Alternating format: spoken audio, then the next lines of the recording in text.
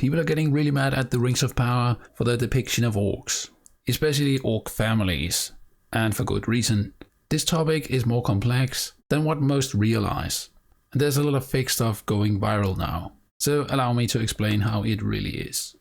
Orcs are now depicted as loving husbands and protective fathers who don't want to go to war. What even is this show? Okay, so we agree on this part. They were obviously not loving fathers, and there's no evidence for that. There's no evidence for orc families at all. The only mention of a father-son relation is Azog and Bolge from The Hobbit. Both appear in the film trilogy, but in the Hobbit book, only Bolge appear. But let's keep watching. I saw this. This is a real scene in an unfortunately very real show. We are safe here. We have a home.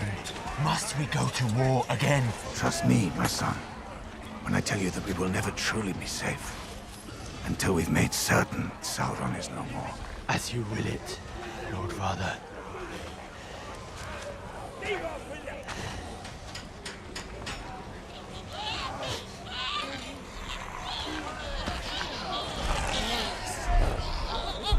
Okay, so let's address this. The whole scene is made up fanfiction by Amazon, and there is no character called Adar in the Legendarium. I even find it a bit ridiculous. The orcs would walk around and call someone daddy, in Elvish even. Doesn't seem right. Would orcs be hesitant to go to war? Obviously some would.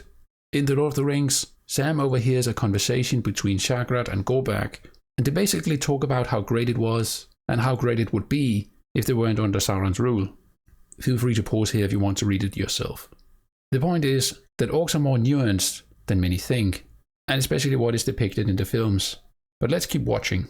Tolkien wrote the orcs as a malevolent goblin race, males only, wholly evil. Woke shitlib writers in 2024 want you to feel bad for them though. Okay, so here's an example of a person that don't know what they're talking about, but think they do. First off, orcs and goblins are the exact same thing. It's just different words for the same type of creature. I could say more about this, but let's try and stick to the topic. It's not true that there were only male orcs. That's simply not true. As mentioned, we know Bolge was considered the son of Azog. Some might speculate that he wasn't the biological son, but perhaps adopted, sort of like how the Roman emperors would do it. There's no evidence for this though, so we'll have to believe he was in fact the biological son of Azog. Furthermore, Tolkien mentions orc women in a letter to Mrs. Munby from 1963. Quote, "There must have been orc women, but in stories that seldom, if ever, see the orcs, except as soldiers of armies, in the service of the evil lords, we naturally would not learn much about their lives. Not much was known." So he is quite clear about the existence of orc women, but we also have this line from the Silmarillion.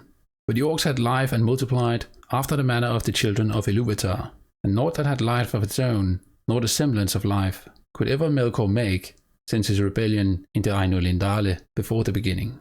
So say the wise. And deep in their dark hearts, the orcs loathed their master, whom they served in fear, the maker only of their misery."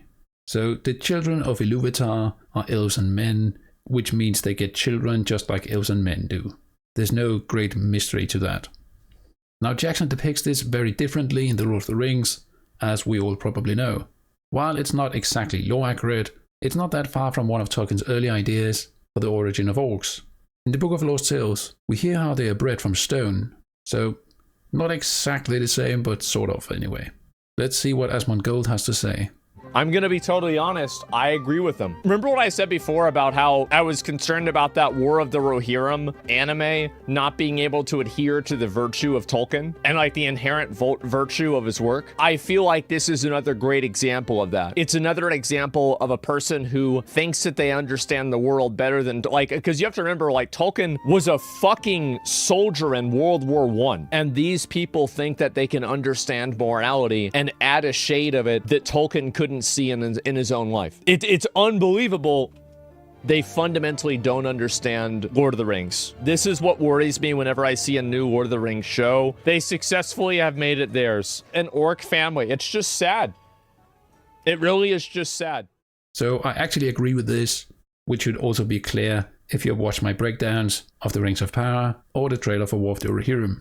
I don't think they understand Tolkien very well, and there's no evidence for orc families, and I highly doubt they'd be even near to what it looks like in the show.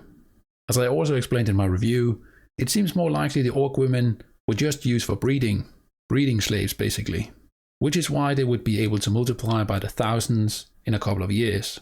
It would have been done systematically in a very cruel and sick way. Exactly what orcs are. It is well known that Tolkien fought in World War I and that it affected his life and writing greatly.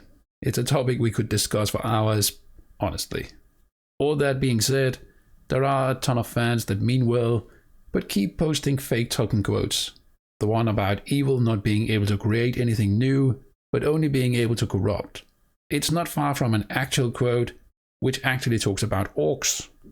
The shadow that bred them can only mock. It cannot make, not real new things of its own. I don't think it gave life to the orcs. It only ruined them and twisted them. And if they are to live at all, they have to live like other living creatures. And on that note, I think we come to the end of this video. I could say a ton more about orcs, but that will be another day. If you like the channel, remember to leave a like and subscribe. Special thanks to all the patrons and members. Farewell till next time.